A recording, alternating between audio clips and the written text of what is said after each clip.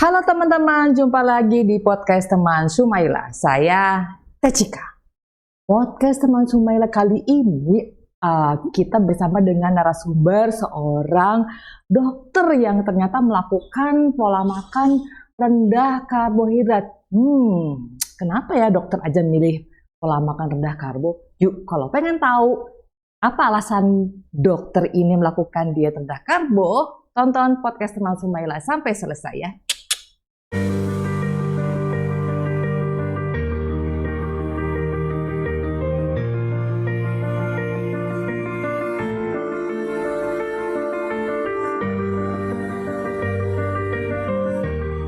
Ngobrol sehat bareng teman Sumaila.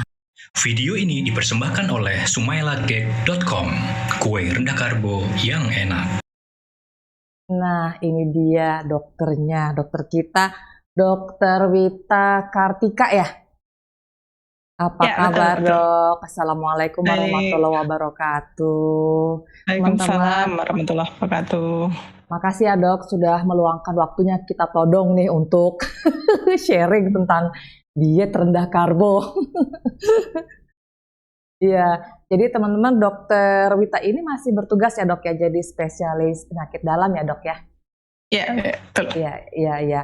Dok, langsung aja nih, kita kan punya waktu kayaknya hanya sebentar nih ya. Langsung aja kita singkat padat. Jadi aku pengen tahu nih, penasaran. Aku kan tahu dokter Wita udah lama nih. Terus kayaknya dari kemarin-kemarin nyari-nyari apa sih alasannya dokter itu melakukan sampai saat ini melakukan diet rendah karbo tuh dok. Ya, makasih Tecika. Jadi dengan gaya hidup yang modern, kita ketemu bahwa ternyata kadar gula darah yang tinggi. Kita kan tahu ya dari textbook kedokteran yang terkenal itu dari buku Guyton itu bahwa tubuh kita itu punya mekanisme gitu loh. Kita mau gula darah itu berkisar antara 90 sampai 100 mg per desiliter gitu. Kalau nanti gulanya terlalu tinggi, dia akan turunin gitu. Oke. Dan gula darah itu nggak mungkin 0 gitu loh. Kalau dipaksa masuk makanan yang tinggi karbo, tinggi gula terus-menerus, itu akan menimbulkan suatu inflamasi. Inflamasi itu keradangan gitu loh di mana-mana. Nah, inflamasi ini yang nanti bisa menimbulkan banyak penyakit yang tergantung locus minoris atau titik lemah seseorang itu. Ada yang kalau gula darahnya tinggi ya, bisa muncul hipertensi, diabetes, kemudian kalau gula darahnya tinggi dia menjadi mudah alergi, kemudian asmanya jadi tidak terkontrol. Jadi ini suatu tindakan prevensi ya. Prevensi supaya kita tidak terkena penyakit yang basisnya itu adalah inflamasi. Jadi gula darah yang tinggi itu identik dengan inflamasi atau keradangan yang di situ nanti sumber dari banyak penyakit. Yang memang penyakit itu inflammation based disease. Jadi penyakit yang basisnya adalah inflamasi. Nah, jadi pola makan yang rendah karbo ini dimaksudkan supaya tubuh ini menjadi lebih bugar, lebih fit, tidak mudah terkena obesitas, kemudian diabetes, hipertensi, ataupun gejala-gejala alergi yang berat. Apapun itu yang akar pangkat masalahnya adalah suatu inflamasi.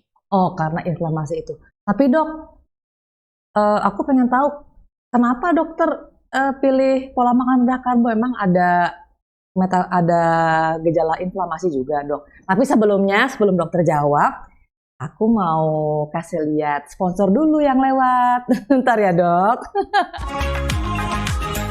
Merasa mual saat minum VCO. Udah dipaksa nelen, tapi malah kepengen muntah. Cobain Fat Activator aja. MCT yang wangi, sudah BPOM dan halal MUI. Diet jadi lancar sepanjang hari.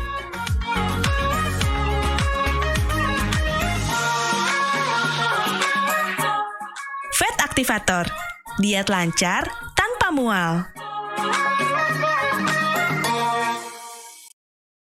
Oke dok, kita langsung tanya nih dokter, kenapa sih dokter kok pilih pola makan rendah karbo? Apa dokter juga ada mengalami peradangan yang disebutkan dokter tadi dok?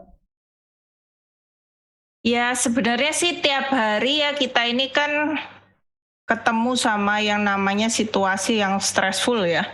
Misalnya kelelahan, kemudian beban kerja yang kadang-kadang lebih berat daripada yang hari-hari kita lewati ya. Anyway, karena bidang saya penyakit dalam, maka saya banyak mengamati bahwa penyakit itu tidak datang tiba-tiba. Sebagian besar.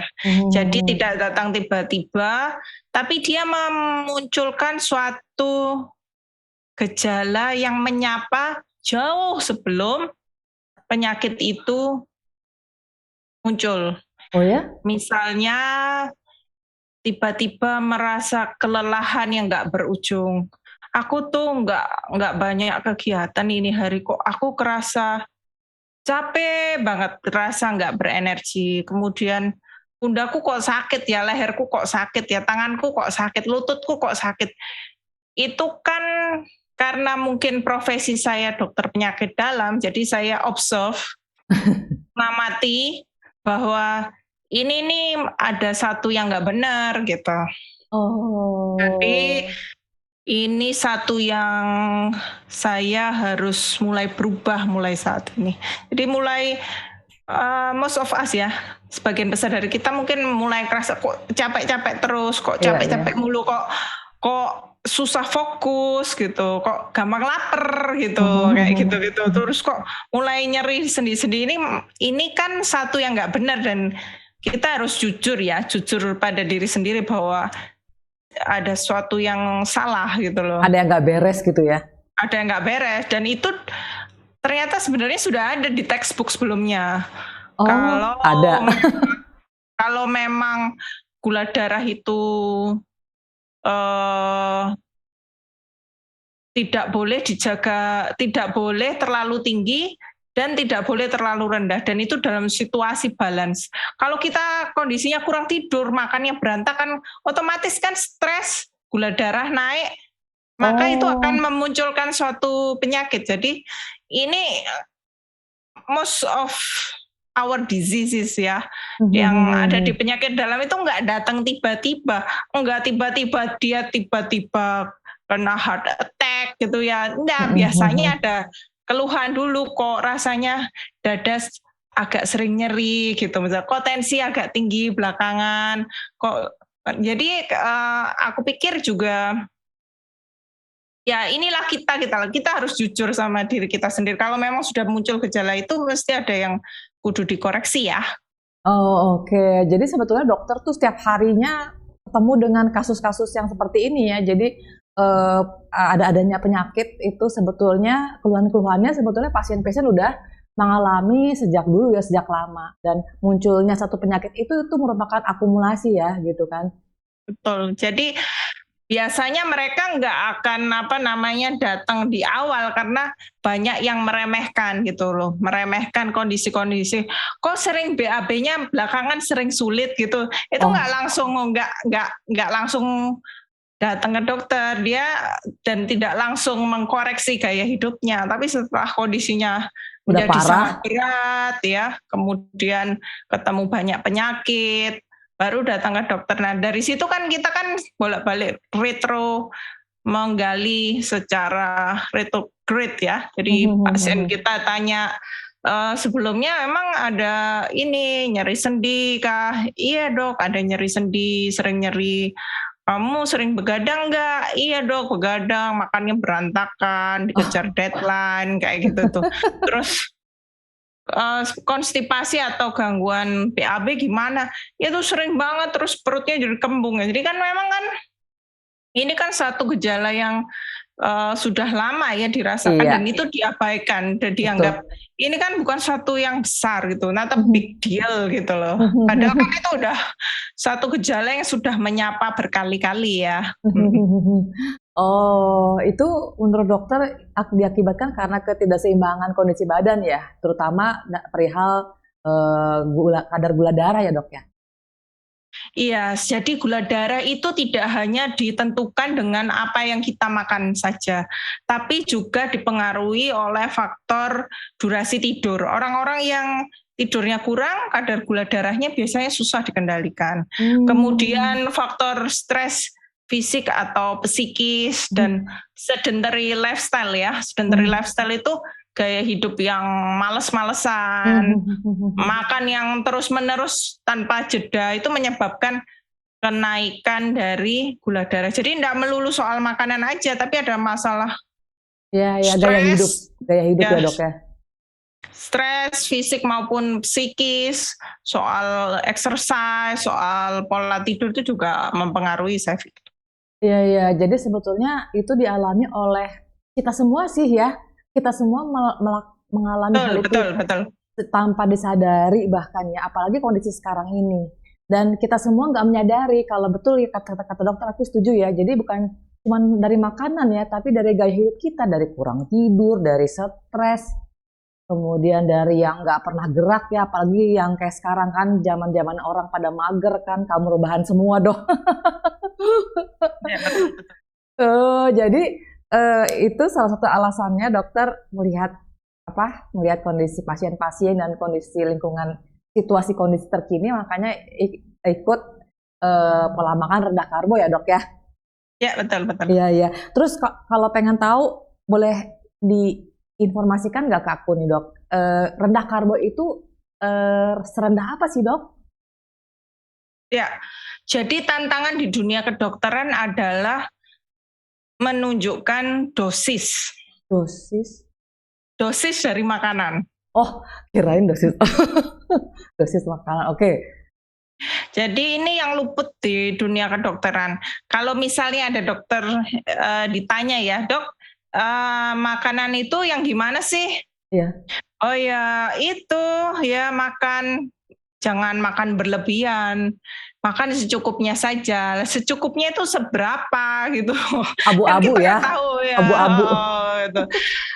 Padahal di zaman modern itu kan banyak makan makanan yang diproses, gula darahnya tinggi.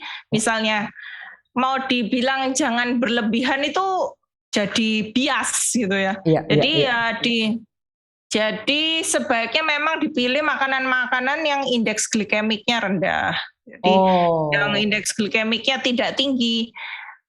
Kalau misalnya ini contoh ya, makan permen.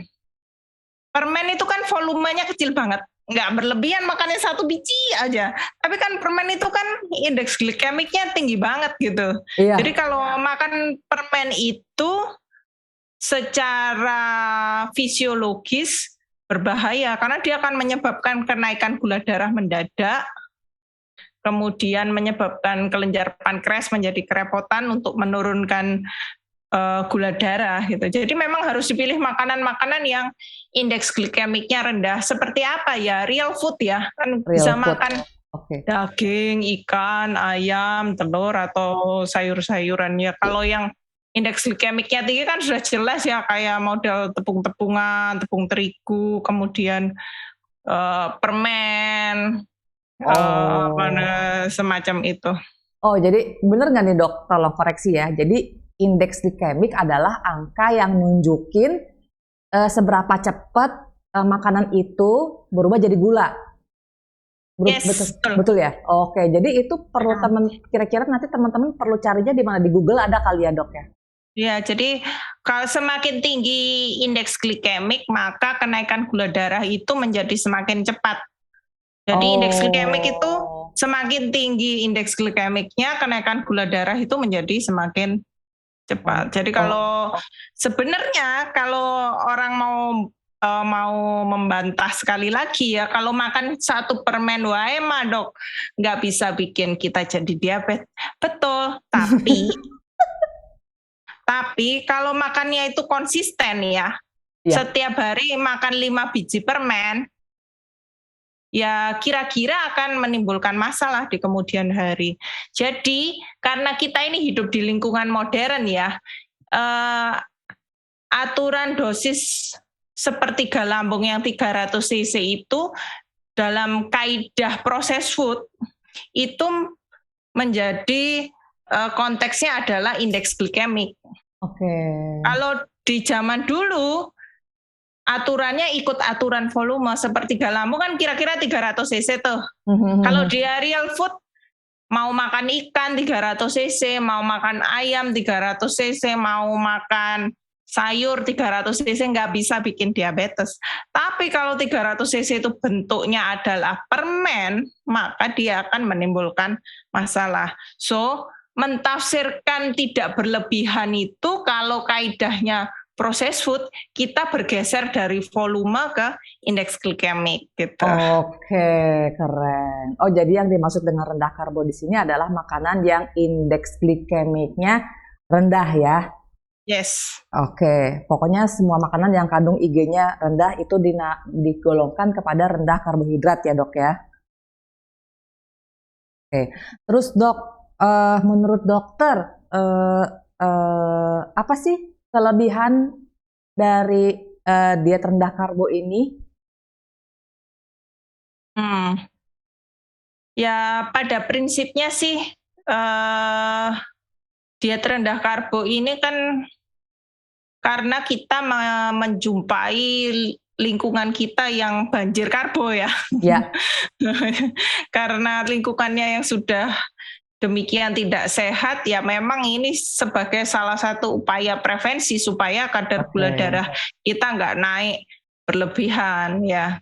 Dan juga mungkin ya, walaupun itu tidak bukan satu-satunya cara ya untuk tetap bugar di dunia yang serba cepat, serba instan, serba tinggi gula, tinggi karbo. Itu bukan hanya makanan, tapi kita mesti bergeser ke pola hidup yang lebih sehat. Jadi tidak cukup mengatur makanannya saja, tapi juga harus mengatur tidurnya dan exercise dan memanajemen stres dengan baik.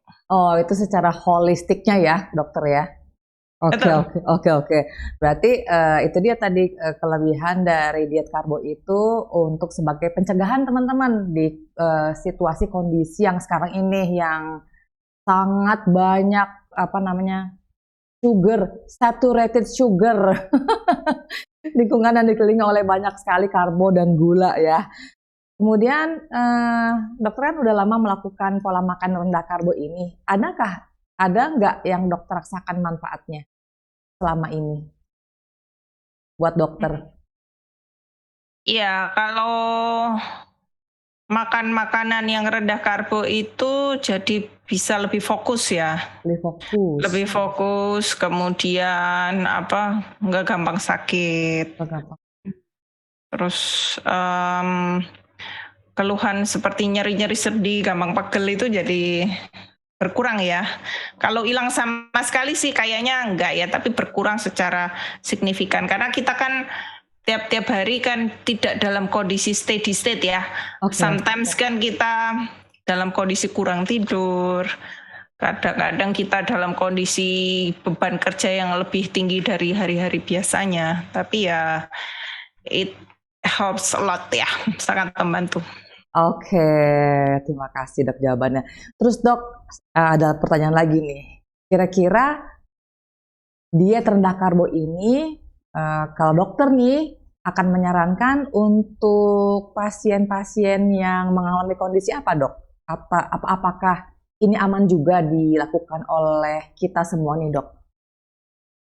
Ya, jadi pada prinsipnya adalah diet rendah karbo yang disarankan di sini adalah untuk membantu pasien-pasien yang memang mengalami inflammation based disease ya. Yang akar pangkalnya adalah insulin resistant.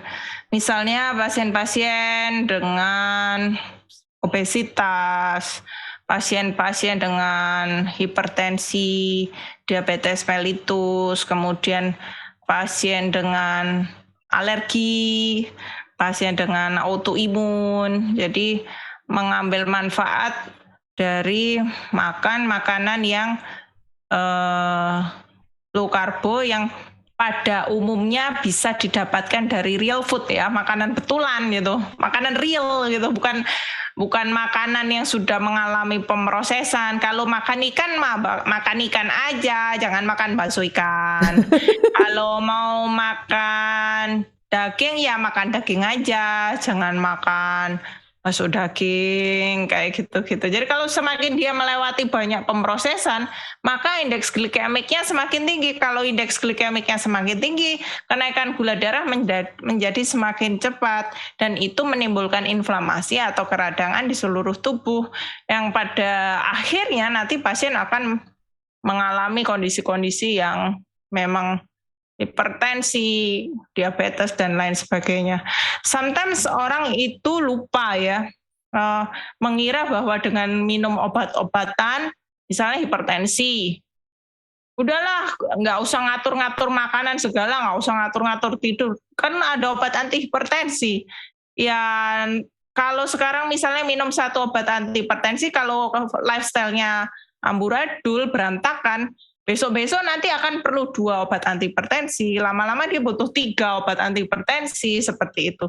Diabetes pun demikian gitu. Kemudian kalau pasien-pasien yang autoimun, bisa jadi sekarang gejalanya misalnya cuma nyeri sendi, lama-lama mulai muncul gejala-gejala gangguan pencernaan, kemudian lama-lama mulai ada muncul gangguan penglihatan. Jadi satu yang nggak diatasi di awal, di hulunya, maka nanti akan menimbulkan manifestasi yang lebih parah lagi. Atau contohnya pasien asma ya. Kalau dia lifestyle-nya berantakan, sekarang mungkin asma yang ringan atau sedang. Nanti lama-lama kalau lifestyle-nya dia berantakan, dia bisa jatuh ke asma berat. Kan itu mempengaruhi kualitas hidup ya.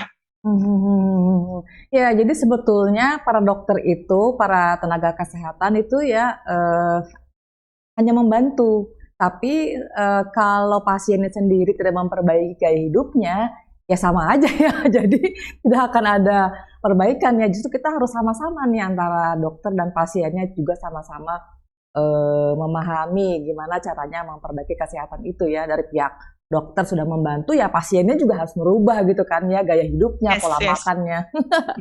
Waduh, Masya Allah. Terus dok, ini udah kejawab semua nih, kenapa dokter pilih low carb, apa itu rendah karbohidrat, kemudian rendah karbohidrat ini dokter biasanya sarankan untuk siapa aja kah, kemudian aman nggak buat kita semua. Nah, kira-kira nih, pertanyaan terakhir nih, dokter bisa nggak kasih pesan nih ke teman-teman, buat teman-teman yang lagi bingung mau cari diet yang baik, yang bagus, itu kira-kira dokter bisa kasih saran nggak? Gimana caranya cari diet yang sehat gitu? Ya, pada prinsipnya diet yang sehat adalah diet yang holistik. Jadi nggak cuma ngurus makanan aja. Jadi ngurus makanan iya, kemudian ngurus pola tidur, pola exercise, manajemen stres. Jadi ini satu yang sifatnya tidak terfragmentasi, tidak terputus-putus menjadi satu bagian. Yang penting aku diet aja deh, aku nggak mau ini, nggak bisa kalau disuruh ngurangi ngurangi diet aja tapi aku nggak mau olahraga, nggak bisa. Aku diet aja tapi aku nggak mau memperhatikan tidur, nggak bisa. Jadi pada prinsipnya diet yang bagus adalah diet yang holistik, yang memberi pengaruh positif mulai dari 1 minggu pertama diet itu dikerjakan. Kalau dari 1 minggu pertama diet itu dikerjakan, diet apapun itu menimbulkan banyak gejala, itu berarti ada yang salah. Jadi untuk pasien-pasien dengan komorbid tertentu seperti hipertensi, diabetes, pasien asma, pasien alergi yang berat, kemudian pasien-pasien autoimun, kalau mau menjalani diet ya memang sebaiknya diet itu sambil berkonsultasi ke dokter yang terkait untuk mengatur, mengadjust dosis obat yang diberikan ya. Jadi tidak bisa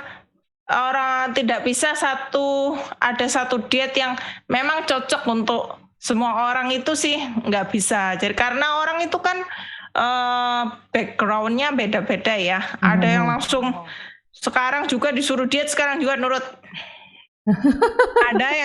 ada yang sekarang disuruh diet, nurutnya bulan depan bisa gitu. Jadi kan enggak, orangnya kan ada yang orang yang lidahnya terdidik ya.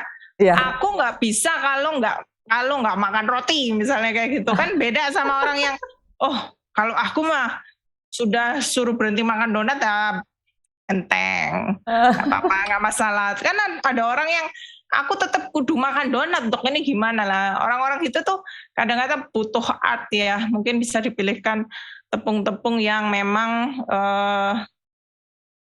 kadar karbonya lebih rendah daripada tepung yang konvensional misalnya. Kemudian dipilih makanan-makanan yang mungkin mirip dengan makanan aslinya, tapi tetap tidak menaikkan gula darah sedrastis makanan-makanan konvensional. Jadi kalau diet itu benar, dia tidak akan menimbulkan gejala-gejala seperti berdebar-debar berlebihan atau gangguan tidur yang berat atau penurunan berat badan yang sangat drastis ya. Drastis itu berarti lebih dari 10% berat badan ya dalam 1 bulan tuh terlalu cepat. Drastis ya, terlalu cepat.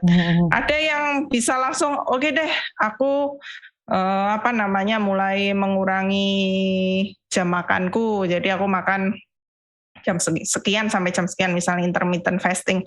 Oke, tapi tidak ada yang bisa langsung intermittent fasting dalam kurun waktu yang panjang ya. Iya. Ada yang baru bisa intermittent fasting itu 12 jam dulu, nanti 16 jam, kemudian berikutnya 20 jam. Ada yang awal-awal nggak bisa intermittent fasting sama sekali, low carb dulu sudah, syukur alhamdulillah. Saya pikir untuk orang-orang dengan komorbid ini mesti didampingi ya untuk menurunkan kadar atau dosis obatnya yang dari awal dia berikan, kemudian kita turunkan perlahan sampai pada akhirnya bisa melepas misalnya obat-obatan hipertensi atau obat-obatan asma atau obat-obatan alergi, sehingga penyakit-penyakitnya itu terkontrol dengan baik. Bukannya kita anti obat-obatan, tidak, obat-obatan tetap diberikan, tapi sambil mengadviskan kepada pasien untuk memperbaiki gaya hidup. Dan ini sudah masuk guideline juga, baik itu American Heart Association maupun American Diabetes Association. Di guideline mereka selalu ada modifikasi lifestyle, kemudian pengendalian berat badan dalam guideline seperti itu tuh sudah ada. Cuma implikasinya itu mungkin kesulitan ya pada pasien-pasien itu karena mungkin diet itu belum menjadi satu perhatian ya. Iya. Selama ini. Oh gitu. Jadi untuk teman-teman yang lagi mau cari kira-kira Mak, diet rendah karbo yang kayak gimana sih, diet sehat tuh yang kayak gimana sih yang kita harus jalanin, apalagi buat meraih kesembuhan, misalnya lagi mencari kesembuhan. Sebetulnya teman-teman bisa pilih diet rendah karbo manapun juga, yang penting teman-teman lakukan secara holistik ya dok ya. Perhatikan jenis makanannya yang rendah karbohidrat, tidurnya juga harus cukup, kemudian hindari stres, kemudian apa lagi tuh, aktif ya, tidak boleh mager. Kemudian dalam melakukan pola makan sehatnya tersebut, teman-teman yang lagi mau cari kesembuhan juga bisa berbarengan dengan pengobatan medisnya ya. Jangan lupa dikonsultasikan kepada dokter untuk dosis obatnya. gitu kan. Ya, tapi memang betul-betul ada makanan yang jamak ya, Teh Cika, di masyarakat yang tidak sangat berbahaya ya untuk program pengendalian gula darah. Itu contohnya seperti gula pasir, itu jelas itu tidak bisa ya. Gula pasir Gula tidak bisa. pasir itu indeks glikemiknya 100 dong kayaknya. Itu terlalu tinggi, itu not acceptable gitu ya ke gula pasir. Jadi ya mungkin untuk rekan-rekan yang memang ada kecanduan sugar ya, mungkin bisa dihilangkan dulu. Yang paling pertama dihilangkan adalah dari rumah adalah gula pasir. Itu tidak bisa dibiarkan untuk tetap ada available di rumah kalau memang dalam kondisi berdiet ya. Jadi pelan-pelan kita mesti mengurangi kecanduan terhadap gula. Paling pertama itu. Nanti gula berikutnya pasir. Ada tepung-tepungan atau buah-buahan yang terlalu manis ya, misalnya kelengkeng atau buah mangga kan terlalu manis ya.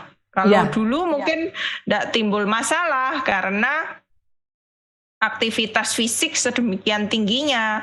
Sementara sekarang kita lebih banyak di depan laptop, lebih banyak duduk, stresnya lebih tinggi, jam tidurnya juga berkurang gitu. Jadi memang kudu bijak memilih jenis makanan yang memang harus disesuaikan dengan kadar aktivitas dan kondisi kita saat ini.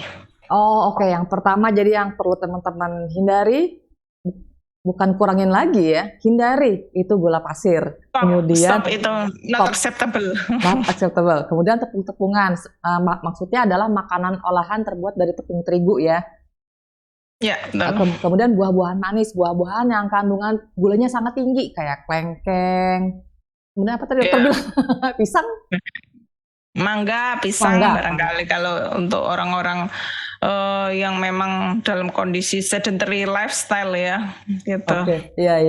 Oh jadi itu ya, itu tuh teman-teman hits banget tuh saran dari dokter untuk cari diet yang tepat buat teman-teman. Kemudian apa aja yang perlu dihindari untuk memperbaiki kondisi. Alhamdulillahirabbil alamin. Wah, pas banget nih waktunya 35 menit. Dokter, makasih banyak ya atas sharingnya, kemudian informasi dan saran-sarannya buat kita semua. Mudah-mudahan sharing dari dokter ini, pesan-pesannya juga bermanfaat buat sesama, buat teman-teman ya. Jadi nggak kebingungan lagi untuk cari diet yang cocok. Oke dokter, aku doakan dokter semoga sehat selalu. Kemudian juga salam untuk keluarga semua di sana di Surabaya ya dok ya? Siap. Ya. Mudah-mudahan kita bisa ketemu suatu saat nanti secara offline. Amin. Oke dokter, makasih atas sharingnya ya dok. Makasih teman-teman semua, sampai jumpa di podcast Teman Sumaila selanjutnya. Assalamualaikum. Waalaikumsalam warahmatullahi wabarakatuh.